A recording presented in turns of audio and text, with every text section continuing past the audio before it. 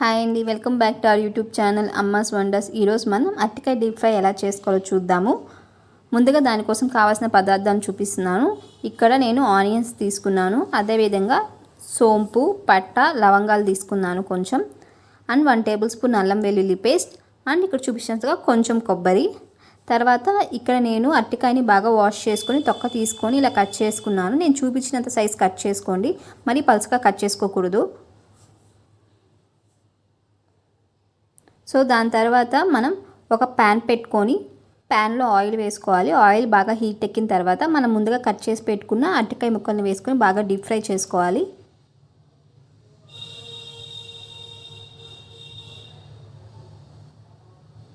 ఇలా deep fry చేసుకోవాలి. నేను ఇక్కడ చూపిస్తున్నట్టుగా మరీ పూర్తిగా డీప్ ఫ్రై చేసుకోకూడదు, కొంచెం మెత్తగా ఉండాలి, అలా ఫ్రై చేసుకోవాలి.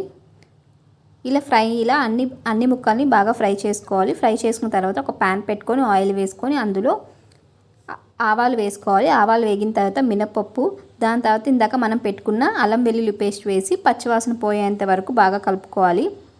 దాని తర్వాత ఇక్కడ నేను ఇందాక తీసుకున్న ఆనియన్స్, అలాగే కొబ్బరి, సోంపు, లవంగం, పట్టని పేస్ట్ చేసుకున్నాను. ఆ క్లిప్పి మిక్స్ అయింది, ఆ పేస్ట్ని ఇందులో యాడ్ చేశాను.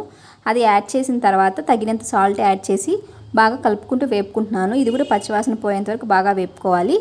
ఇక్కడ అడుగంటుకుతుంది, సో బాగా మధ్యలో కలుపుకుంటూ వేపుకోండి. తర్వాత తగినంత పసుపు యాడ్ చేశాను. దాని తర్వాత మనం ముందుగా ఫ్రై చేసి పెట్టుకున్న అరటికాయ ముక్కల్ని వేసి బాగా కలుపుకోవాలి.